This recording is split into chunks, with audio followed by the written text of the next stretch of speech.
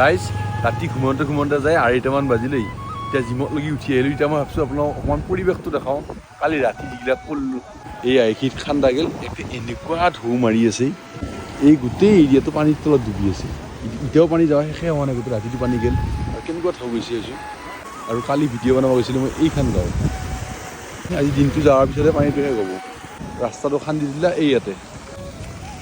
এয়া এইফালে এয়া খান্দি দিলা হৈছে কাৰণ পূৰা সৰু সুৰা এটা নদীৰ নিচিনা হৈ গৈছে নে আৰু এইফালে গোটেই চাওক গোটেই পথৰ ভৰ্তি হৈ গ'ল এতিয়া হ'ব দে ঐ ভাই এতিয়া মানুহখিনি অলপমান উহা পালিয়ে হ'ল বহুত দিনৰ মূৰত খেৱালি মাৰিম ডাঙৰ মাছ নহয় এতিয়া মাছ জাল মৰা পাওঁ নাই মোৰ সেইটোহে বন্ধ হৈছে বহুত বছৰ আগতে মাৰিছিলোঁ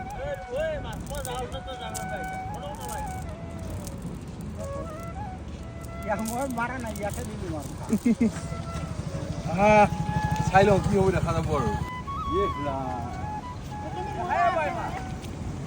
মূৰৰ ওপৰত নামাৰছি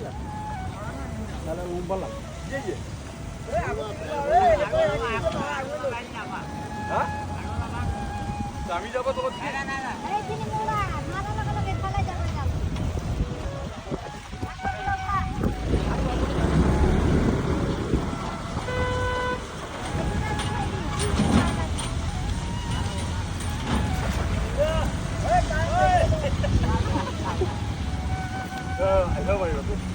মাছ দিয়ে মাছ বহুত বছৰৰ মূৰত মাছ ভাল হোৱা নাই ইমান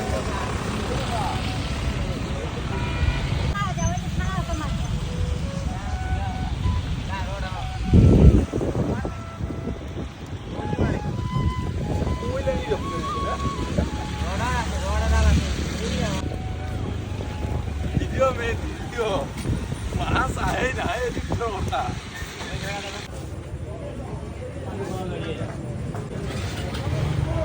দাদা টিভি দিয়ে দিছোঁ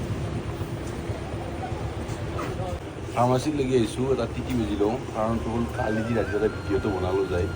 এই মোটামুটি ঠাইতে কাঠো আছিল পানীৰ তলত কি আছিল নাজানো এতিয়া মামুৱে ধৰা টিঙেহে কাটিলা নে কিবা বাঁহৰ চুচে আৰু কালি গ'লে দেখাই থকা নাই আৰু এইফালে যিটো পৰিৱেশ সেয়া দেখাৰ কথা আহি নপৰে এয়া ৰাতিপুৱাকৈ ভৰিখন ফিকবা ধৰিছে ইয়াত